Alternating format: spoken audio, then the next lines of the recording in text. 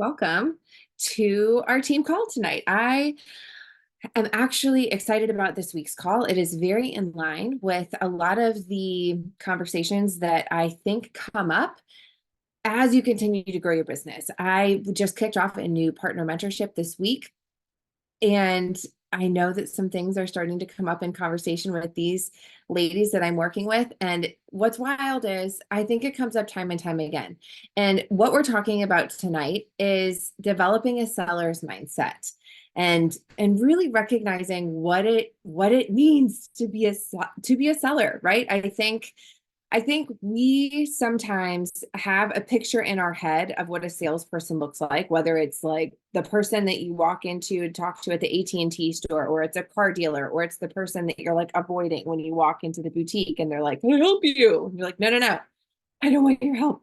Right? So whatever your preconceived notions are about salespeople, I want you to keep that in mind, because as we talk about this tonight, I think some negative perceptions that we have about salespeople are actually what is causing us to think that maybe other people think something about us that we're not.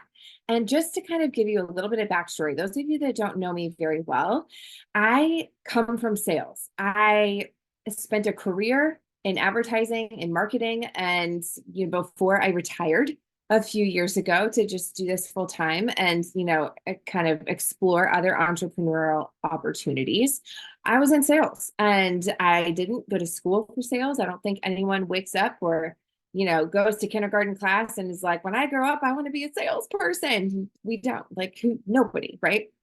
I actually went to school for musical theater and arts management. So that's super not useful, and also super doesn't make any money. And I have a little bit of a shopping habit. So yeah, I graduated college and was desperate for a job. And my first job that I got hired for was a sales job in advertising sales. I had no idea what I was doing, much like when I started this.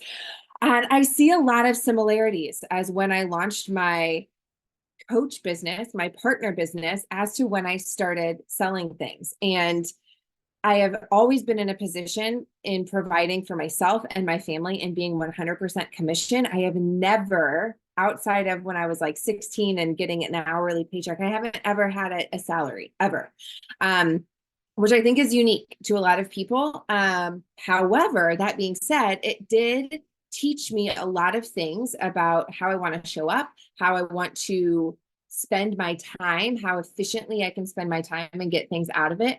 But what's interesting is, I've been with BODI for 6 years now. And even though I sold advertising for a decade, I worked for a radio station when I retired. I worked for a radio station. And at the time, it was the number one radio station in St. Louis. I had a background in selling search engine optimization and, website display and video pre-roll, everything digital. And then I was selling events and radio and personalities and social media, things that actually are super applicable to everything that we do, I think. But that being said, I was working in this industry that before I started, I mean, listen, do you think that a lot of people would spend money on advertising on radio? You wouldn't think so. Would you know that 96% of people actually still listen to the radio every day? Like, who knew? I didn't know that. I didn't listen to the radio. I mean, I guess I did more than I realized, And what's interesting about that job is that I think it's so similar to this job, and that I wasn't selling a product. I was selling this idea, this concept that I could bring my client results that they were looking for. And the results that they were looking for weren't super tangible, right? They were phone calls, they were website traffic, they were sales in their store that they could reflect back onto whatever their advertising campaign was. Much like what we do, right? Like, yes, people are buying Shakeology and they're buying the workouts, but really they're after the result that they want, right? And what's interesting is when I was selling radio, I knew that I worked for the number one station, and I didn't care what other people said. It's interesting when you're working in a space that you have all of these competitors, and you could go am one in dozens in St. Louis. One, I say I am as if I still am. I was. And I would meet with clients and they would tell me what they were doing and why they were doing it. And I could very easily pitch them a million things and say, these are the super shiny things. These are the ratings that we have. These are the events that we have. These are the people that we can put you in front of. But it's like the features and benefits options, right? It wasn't like I knew really what they wanted until I actually had a conversation. And much like with us, we can sell the features and benefits too. We can sell a private accountability group. We can sell a VIP group with Sean T. We can sell recipes and one-on-one coaching and all of the things. But at the end of the day, what people want from us isn't any of that. They want results. They want to feel better. They want more energy. They want to feel confident in their clothes. They want to look good when they wake up in the morning, right? That's their ROI. That's their return on the investment that they make in time and money, right? That's the result that they're expecting. And listen, I know that sometimes, just like when I worked with a client, that they would buy this thing and they owed me something. They had expectations that they were supposed to send me an email or send me a script or send me copy that I needed to get produced. Just like sometimes we have these conversations with our clients and we set expectations and we send them the welcome email and we do all of the things. And sometimes they just don't do it. But more often than not, if we can develop a better relationship with them on the front end and get them to feel comfortable talking to us, asking us questions, we can usually get them to show up a little bit better, get them to open their box and do their workouts and all of the things, right? But the basics that I want to cover tonight are just really remembering that we aren't selling the shakes, we aren't selling the energize, we aren't selling the workouts. We are selling the result that our clients can get, that is an opportunity we can connect them to. And yes, we are unique individually. We can provide them a unique experience in our groups, but we can only provide that unique experience and only connect them to the solutions that they want when we really understand what they're looking for. So how do we do this? How can we get really good and develop this seller's mindset? Let me let somebody in the waiting room. Here we go. Okay. I think the best advice I ever have heard ever in my life is from Glennon Doyle. Oh, no. It's not Glennon Doyle. It's Brene Brown, is to stay curious, to stay forever and always in a place of curiosity, by asking questions, by not assuming, by not thinking something of somebody, by not judging, but also by developing trust with them. It's understanding and not rushing the sales process. Sometimes I think we get so excited, especially at the beginning. Somebody asks us a question or they make a comment on our post and they're like, okay, I'm interested. Tell me more. And we get so excited. We just tell them everything we know. And in the beginning, it's not a lot. We just know what we know, right? So we're like, okay, it's $219. You get access to 1 million workouts and all of these nutrition programs, and it's so great. And I love Sean T, and you can do this, and you can do this, and you can do this. What do you think? Before we ever ask them, what got you curious about me, right? Getting in this place of trying to understand what they want instead of trying to make them understand what you have to offer, right? So that's step one. Stay curious. Ask the questions. If you ask the simple questions in the beginning, and I know we're not really getting to like a sales process. This is all about mindset. So I don't need to like walk you through step by step. But in the beginning, one of the best pieces of advice I ever got in any of my sales training was just knowing the question, can you tell me more about that? Tell me more about that. When you ask somebody, what are you looking for? And they're like, I don't know. Like, oh, okay, great. Well, there's so many options. What are you struggling with right now? Oh, like everything. Okay, great. Like we dig deeper. No, no pun intended, but for real. What kind of workouts have they liked in the past? Where have they gotten results in the past? Where have they fallen off track in the past? What got them curious about this conversation, about this package? What are they looking for 3 months from now? Are they looking to feel a certain way? Are they going on vacation? Asking all of the questions, because there's a few things I like having answered before I like presenting something. And one, it's how do they want to feel in 30 days? Do they want to have more energy? Do they want to feel less bloated? Do they want to feel stronger? Do they want to just fit in their jeans a little bit better? Like, it can be as simple as that, right? So that's one of the best questions that I'll ask my clients. How do you want to feel in 30 days?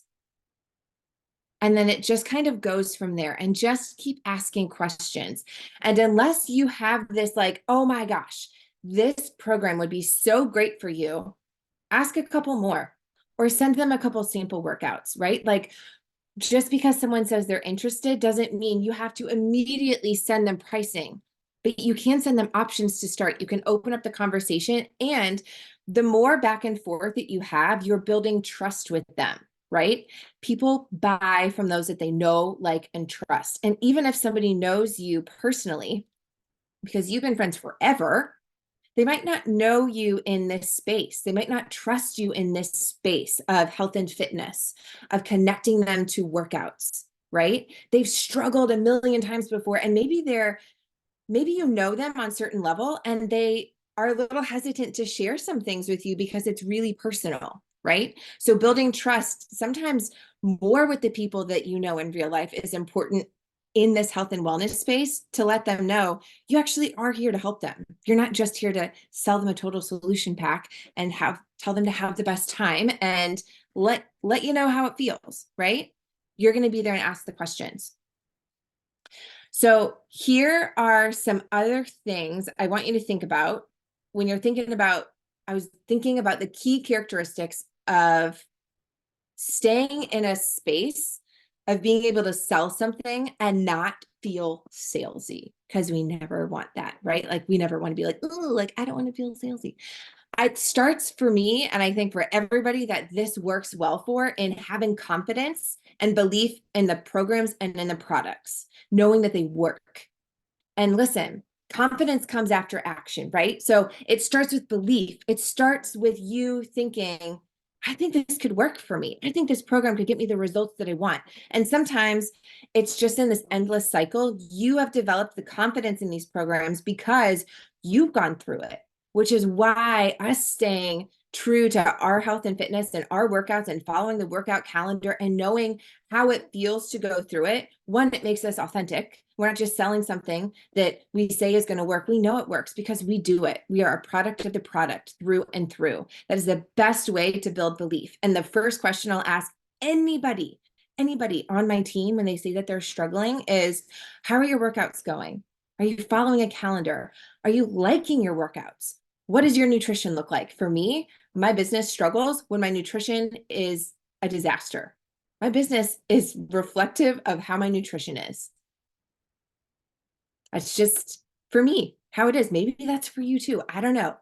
I just find that I'm more disciplined in my business when I'm more disciplined in my nutrition. And for whatever reason, it escalates my belief in everything I'm doing. And when you have more belief, which comes over time, right?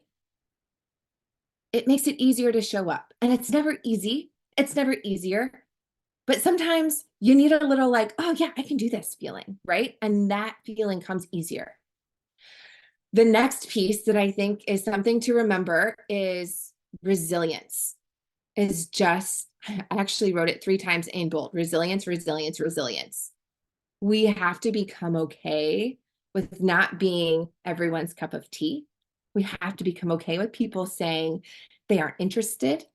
And also remembering that often when people are saying no to us for one of a million reasons, maybe it's one reason, maybe it's a few combined, maybe they rushed the process and they just wanted to know their price and they have no idea of what we really offer, because they're only worried about the price. And in their experience, in their past, maybe they haven't shown up great, or maybe they fell off last time and they're afraid of putting a specific dollar amount towards something, and they're afraid, right? Which is why it goes back to trust so often.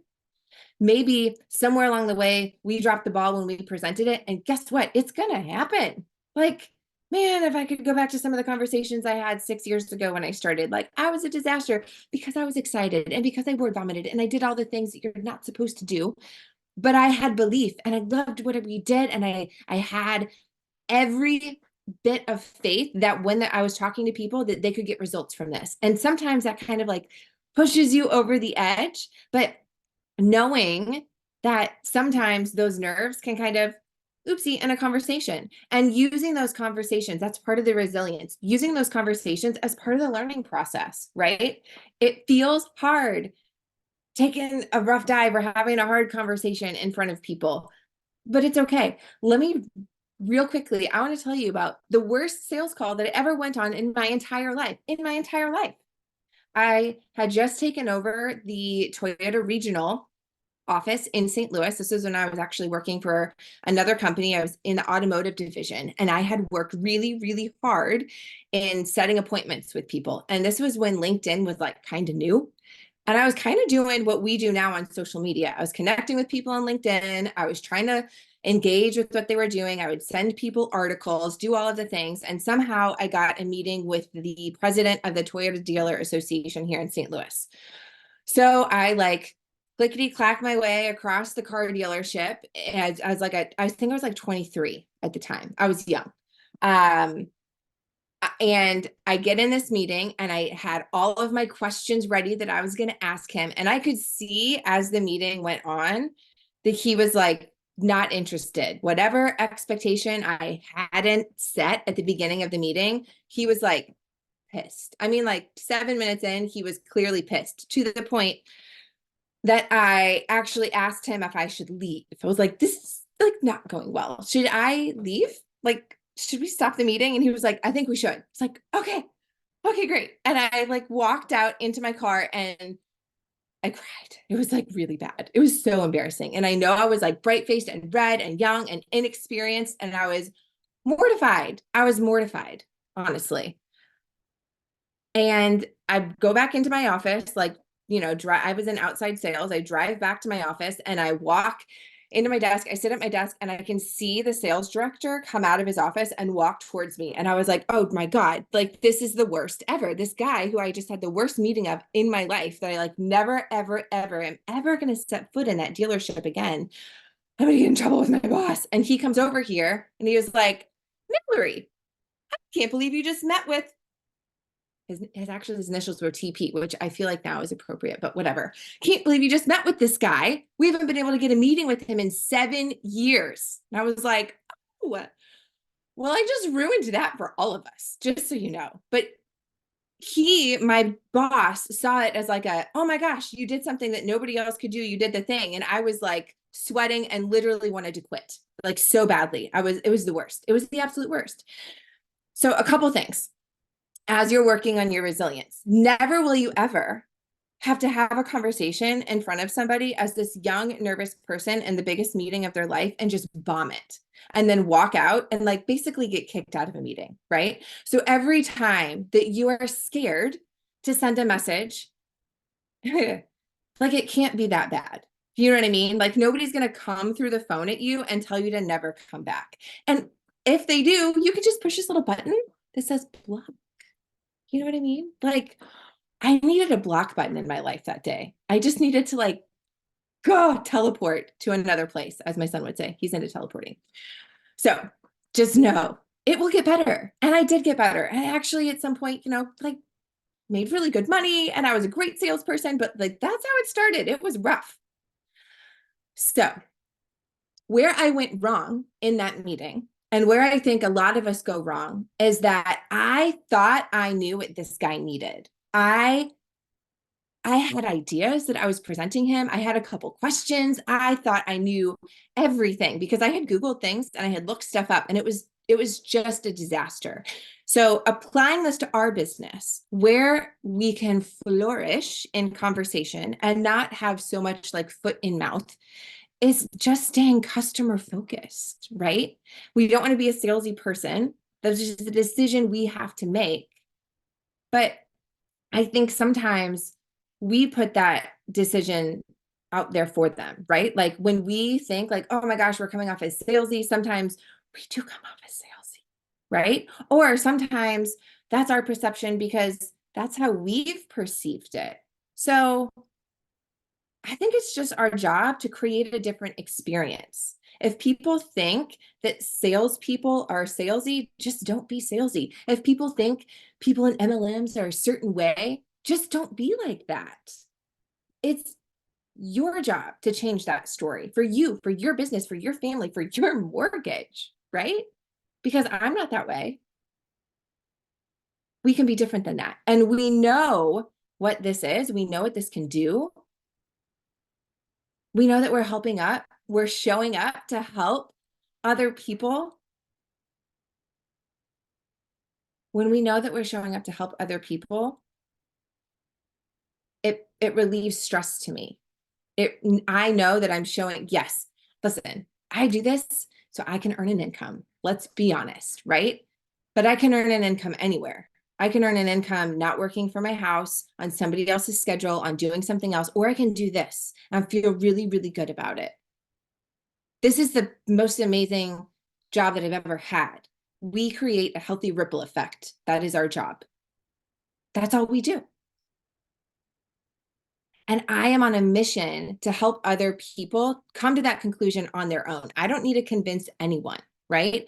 I'll ask the questions, I'll offer solutions, but I will not convince anyone that they need to do this. They'll come to that conclusion on their own, right? And maybe what they want to do isn't exactly what I did. Maybe it's not the same plan that I took.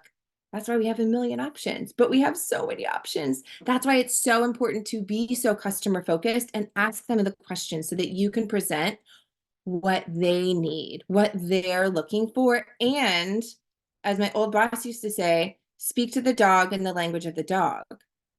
You don't need to throw out this like fitness jargon or whatever. Pay attention to how they're speaking to you, the words that they're using, the language that they're using, and use some of that when you're replying to them. If they're saying, I want to lose weight, and then you respond back with, this will help you lose fat. I know that's so silly. And maybe that's what it is. It's just like simple things, like pay attention to the words that they're saying and repeat those back to them.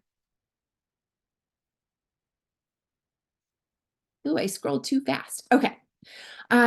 Here's the other thing is sometimes I feel like when we're asking questions, sometimes they don't always know what they need.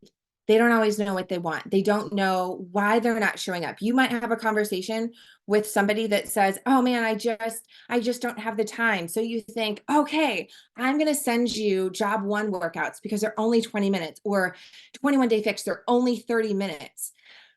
Here's where the longer you do this and the more questions you ask, the deeper that you can get with somebody. And this is where you can start building trust with people. Because when I hear somebody say, I don't have the time, my least favorite thing for people to say is like we all have the same 24 hours in the day, like you can find the time.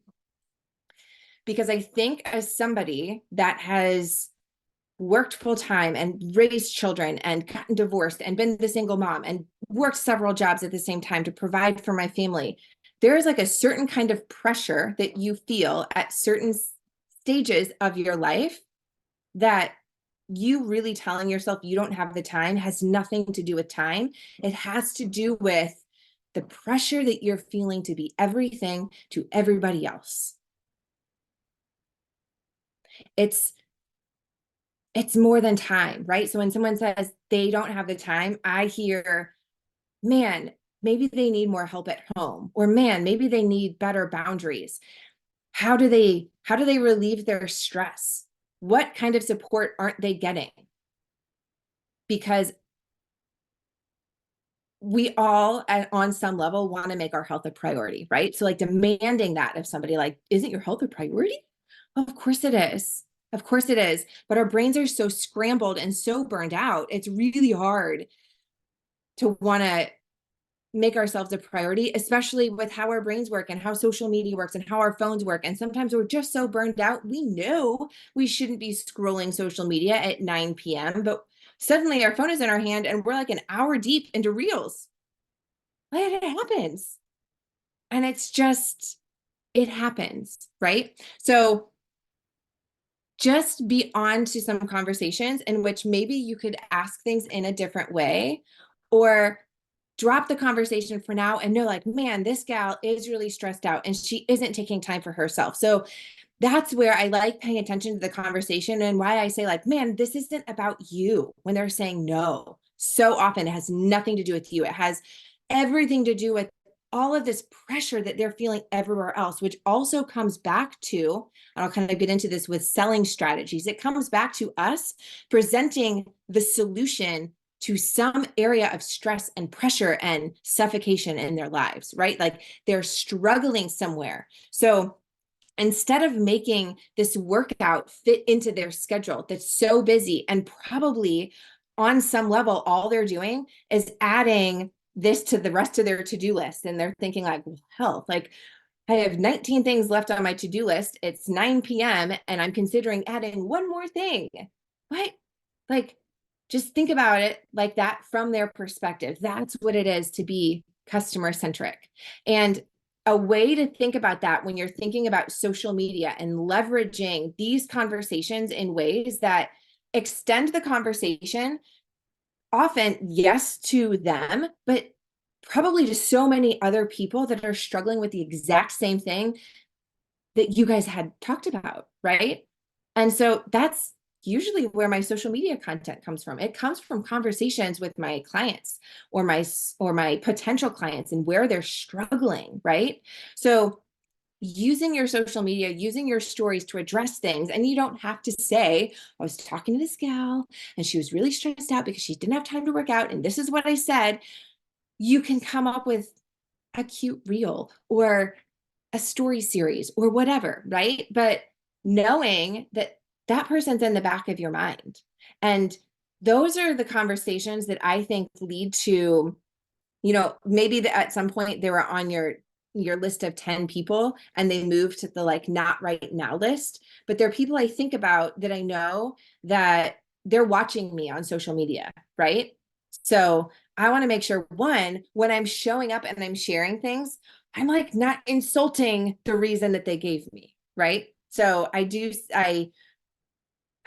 I used to, on accident. I used to, like, oh, you have the time. Oh, just be careful. Be careful of doing that, and think about it from their perspective and what they're looking for, right?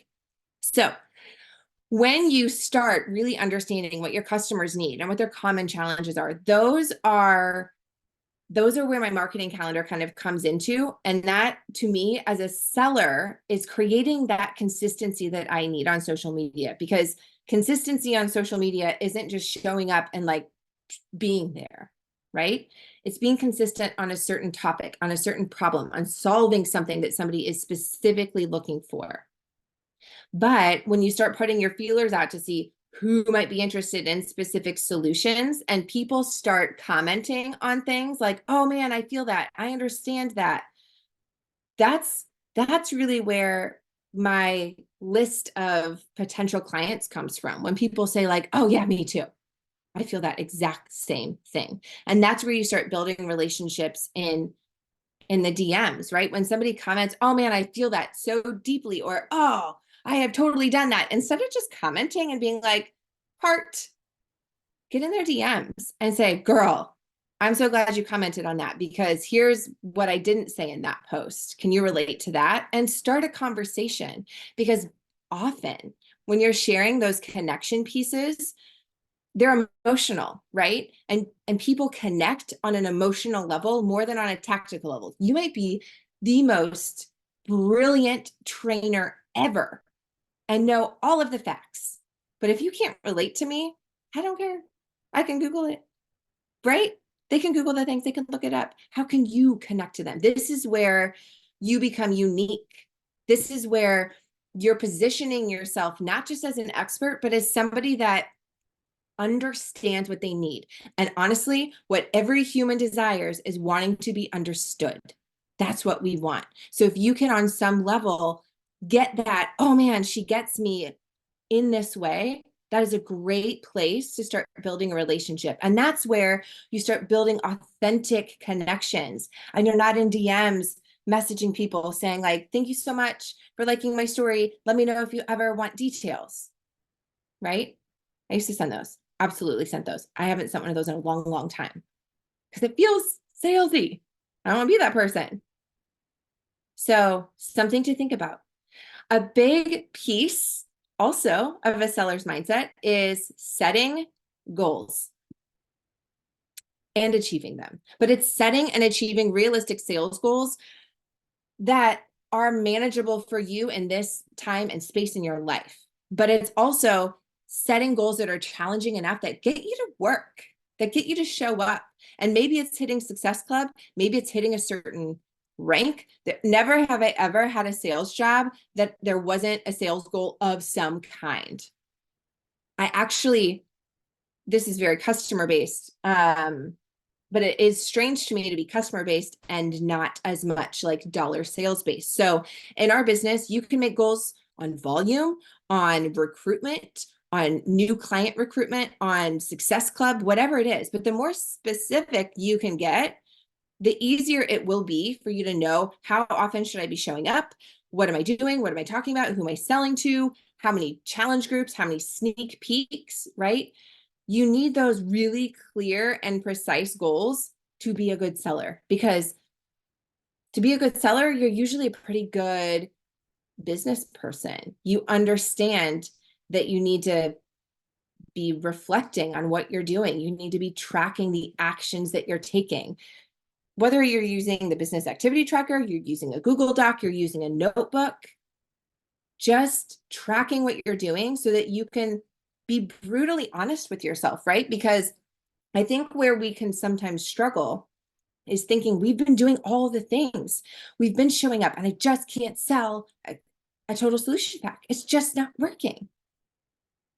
And that's a feeling and not a fact, right? So making sure you're tracking what you're doing so that you can add some strategy. And let me tell you, when you really focus on the goals and the strategy, the emotion comes out of it. So a lot of the stress and the overwhelm and the guilt for not showing up, you stop looking at it with these like negative filters of what didn't I do, and just looking at what happened and what can I improve on.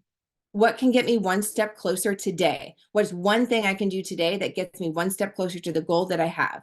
Whether it's sending an invite or posting an Instagram story or connecting with somebody new, it's just paying attention to what you're doing well and where you can make adjustments going forward, right?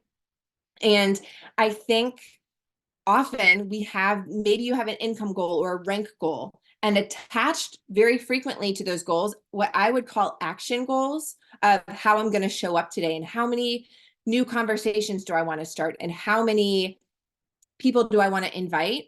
Those aren't really goals, right? Like they're tasks. Those are things I can just like check off the box. So that's a Brendan Bouchard. Kudos, Brendan Bouchard. It was a really good clip from him in saying,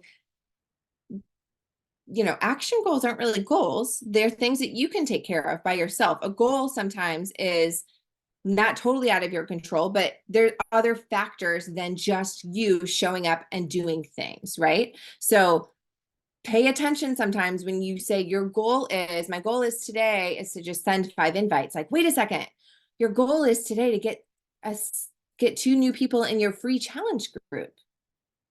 Your task today is to reach out to 5 people about it, or reach out to 10 people about it, right? And the reason that's important is so that as you track and as you reflect, when you're looking back, you can say, okay, my goal was 10 people. I sent out 10 messages and 1 person said yes. So maybe I need to send out more messages. Or maybe you sent out 50 messages and 12 people said yes, right? So it gives you a gauge. But don't freak out if you miss the goal, because it's going to happen. It's just kind of this like arbitrary thing that we do. Sometimes we think like, oh man, this month I'm going to hit Success Club 20 and we can do everything in our power to do the things. And at the end of the month, you're going to look back and there are for sure some things you could have done differently. And that's okay, because we're human, right? But you are probably not going to look back and see what you could do differently and change the game going forward to get closer to that goal that you said that you wanted, unless you track the things, take the time to reflect, and then adjust your actions going forward, right? So that's part of That's part of running a business. It's part of being a good salesperson, because a salesperson who is commission based like we are knows their numbers. They know their numbers. I was listening to Rachel Hollis podcast this week, and she was talking about a million things. But one of the things that she was talking about was addressing entrepreneurs that were asking, at what point do I take money out of my business and start paying myself? And I was interested because I opened up this online boutique, and I'm like, oh, great. When should I start making money for myself? But what she got into was saying, your numbers are everything. It just gives you better data. It gives you a better understanding of the ways that you can change things moving forward. And if you don't know your numbers, you don't have a business. So don't freak out if you don't know your numbers, because honestly, I don't think I tracked anything for my first 2 years, but I know better now and I do better now, right? So that's okay, but track it, because you'll have a healthier business, and you probably won't be as stressed out, honestly, because it's kind of like avoiding paying your taxes or avoiding looking at your budget. Doing my budget with my husband a few weeks, like I used to stress out so much because I'm like, oh God, what are we talking about? What did I spend at Target? I don't know. But as soon as we talk about it, it's done, right? I'm like, whoo, not stressed about it. So just know your numbers. I feel like I kind of left this towards the end because I think it's the thing that we all put off. It's probably the reason that we spend more time on team calls sometimes, or more time reading or listening to podcasts and less time, fewer minutes reaching out to people, is knowing that rejection is coming. It's coming, right? Like, I used to joke, but actually I don't think it's a joke. I think it's real. That my Instagram account was like an online dating profile for my friends, because I used it to connect with people that I liked and that I was interested in, and not on like a romantic level, on a connection level, on a friendship level, right? But just like if you're going to ask somebody out on a date, like not everybody's going to be interested, right? And remembering that. I know we talked about that, and we talked about it when we were talking about resilience, but looking at every single time somebody says no to you, look at it as data, as why. Like, what part of the process did you ask too soon? Were they really not interested? Were they saying that they were interested because they felt bad saying no, right? Use it as data. And I think another challenge that we have is really learning how to manage your self-doubt and your fear of failure. Your business is dictated by how far along you are in your own personal development journey, right? So if you are stuck at a certain level, there's probably something you need to work on. And I'm there all the time. We're all there all the time, right? But managing it and not just reading a book and saying like, oh yeah, I feel better about that, because confidence comes after action, right? So my best advice to you, if you deal with fear of rejection, is to get rejected, because pretty soon you're not going to fear it anymore. It's going to feel normal. If you fear posting on social media, do it 50 times and let Aunt Karen or Susan from the 3rd grade be an a-hole, and like, oh my gosh, you're going to wake up the next day still breathing and it's going to be fine, right? And remembering like failure is part of the process, because I hate to break it to you, but in the beginning, you're going to suck, and it's okay. It's okay to suck. We all do. But when you suck from an authentic place, it doesn't feel very bad, right? Because you can learn from it. You can learn from the opportunity, and you're seeing that setback as an opportunity, and you're looking at it as data. Like, everything is data. Everything is data. And just not making it mean something about you and what you're capable of. We forget, when you launch your business in your 30s or 40s or 50s, we spent decades upon decades just like crushing life and having things figured out, and switching gears and doing something new. It should be hard. It should feel weird. It should be like, oh man, I feel like I'm in the 3rd grade again, because that's when you learned this other new thing that you were doing, right? So it's normal. So embrace the feeling. No, it will get better, but only by going through it. You can't avoid it. You're not going to avoid it. You can literally only go through it. The other piece is just being open to continuing to learn and to adapt. In the 6 years that I've been with Beachbody to Body, I mean, for the love, right? Like I started when it was Beachbody and now we're Body. I've seen different ways that they rolled out programs. I've seen them start adding sample workouts. I've seen this huge growth, and I've seen a little bit of like, oopsies, it's gotten a little bit harder, right? And I'm adapting because I believe in what we're doing, because I know that this is still the best solution that I've ever come across in my entire life. And also I like never want to go to the gym ever again. So there's that. But platforms will change. Businesses will change. It's the nature of life and business. Like we are working for a company. We're partnered with a company that has seen some incredible success, right? And it gives us the opportunity to continue to have incredible success. But when they change things, sometimes we let ourselves get distracted. There's message threads, there's, oh my gosh, did you see this? There's what? So much distraction. One of the best things that I ever did was remove myself from a handful of corporate threads because I just don't know what's going on. Not that I need to know. I pay attention to the important things. And I sometimes ask Beth and Scotty to like fill me in on anything I should be knowing, right? But it's kind of like why I don't watch the news. Sometimes it's just a lot of noise that doesn't affect my day-to-day business. I'm an independent partner with Beachbody, with BODI. And how I show up is usually reflective of how I'm feeling. And if I recognize these distracting thoughts and threads, it usually doesn't make me feel better about things. And it's going to distract me. And let me tell you what, the most successful people on the planet are the least distracted. They don't get distracted by social media. They don't get distracted by thoughts, by what Susan said. They just have their head down and they're doing the things. So whether it's Susan from the third grade or it's gossip or it's, oh my gosh, what's happening with this in Success Club or in whatever, don't pay attention to it, right? Like pay attention to what you have, the opportunities that you have right now. Live in this moment and what's going forward, because what was is no longer. So embrace what we have, embrace where you're going, and continue to build your relationships knowing that that's why people will join you. Because you know what? People who haven't joined you yet, they don't know about any of that. They don't know that things have felt a little bit harder. I have a new partner that might be like, wait, what? She doesn't know. And you know what?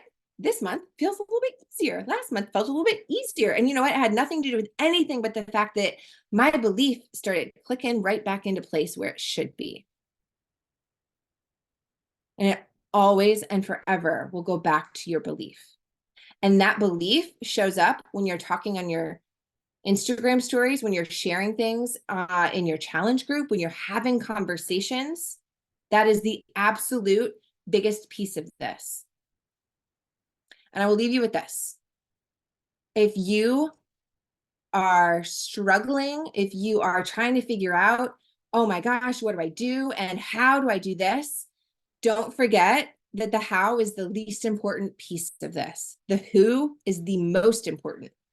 And becoming the person who would attract the results that you are seeking is who will attract your clients, because we attract who we are, right? So if you want to attract positive, uplifting people filled with belief, you have to be filled with those things. You have to have that in you, because that's who you will pull towards you. So I hope this was helpful for you guys. I talked a lot and I haven't checked the chat. Do you guys have anything else that you want me to touch on, or any questions that I covered or anything? Okay. Okay. Oh yeah, I'm just reading. Matt, absolutely. More locked into my program of nutrition. So yay, dig deeper. It has changed my life these last couple months. Tensions, heart, yes, yes. Yay. Clap hands, yay. Feel forward. Yes. Sandra? Sandra. Okay. Okay, awesome. want to make sure I'm just not missing anything. One foot in front of the other. Yes, yes, yes. Okay, great. Awesome. Thank you guys so much for joining me live. Let me know if you guys have any questions if you're watching this back, but I love leading these team calls, and I will see you guys on the internet. Bye, guys. Have a good night.